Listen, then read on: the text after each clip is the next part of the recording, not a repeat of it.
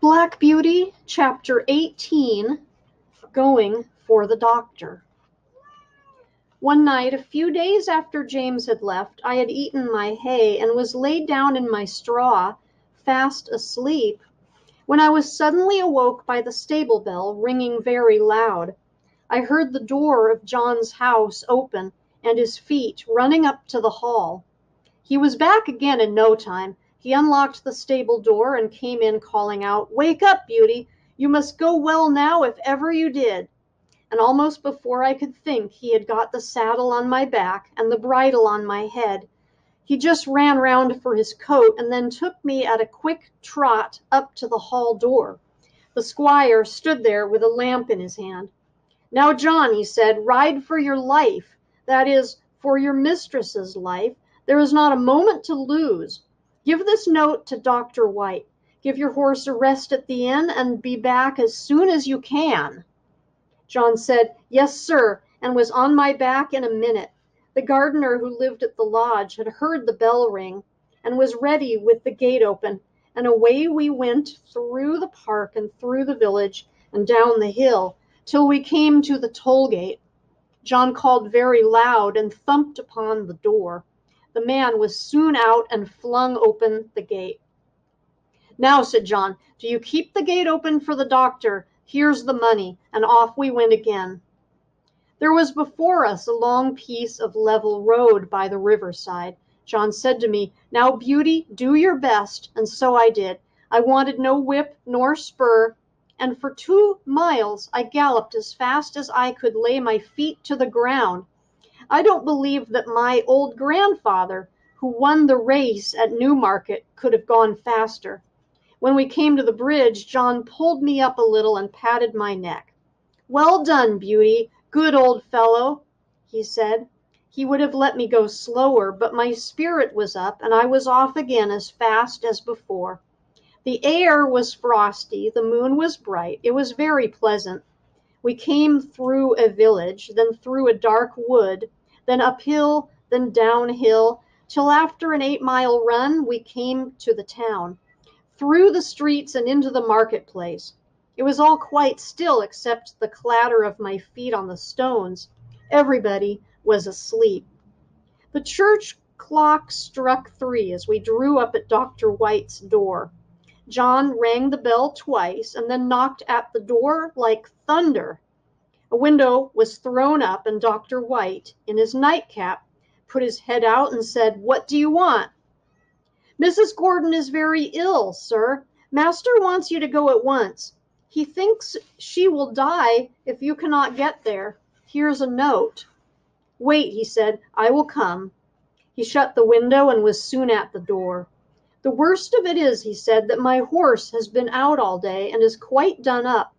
My son has just been sent for, and he has taken the other.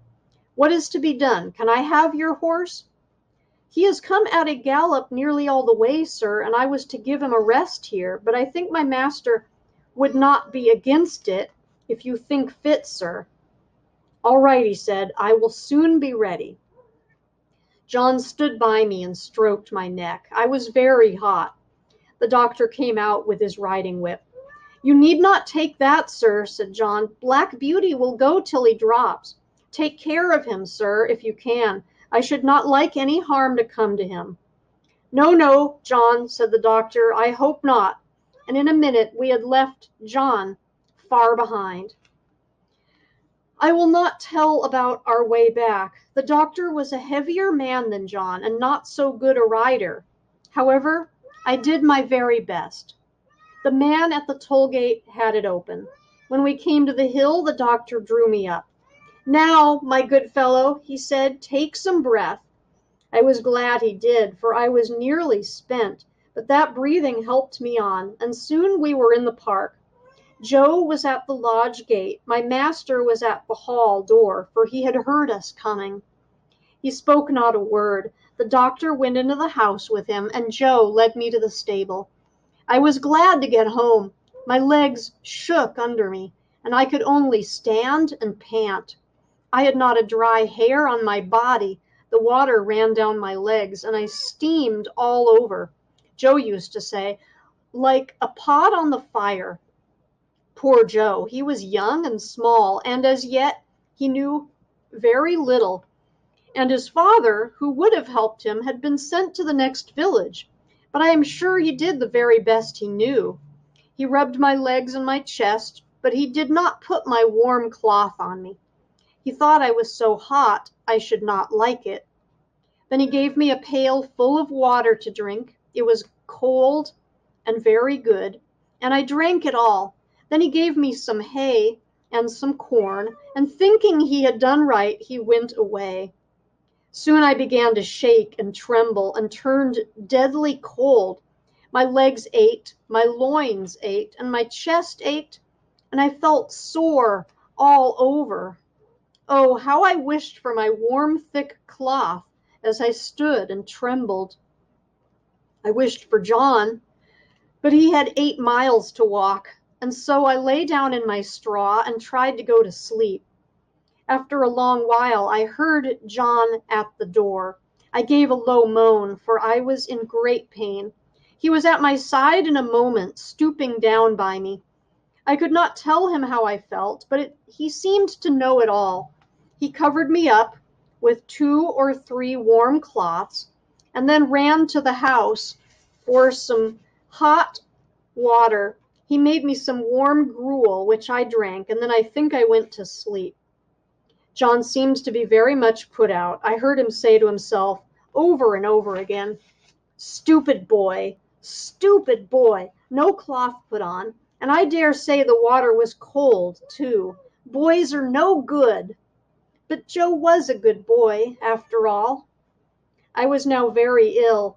A strong inflammation had attacked my lungs, and I could not draw my breath without pain. John nursed me night and day. He would get up 2 or 3 times in the night to come to me.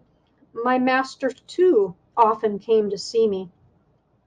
"My poor Beauty," he said one day, "my good horse, you saved your mistress's life, Beauty. Yes, you saved her life."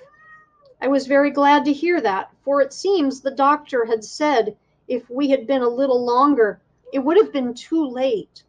John told my master he never saw a horse go so fast in his life.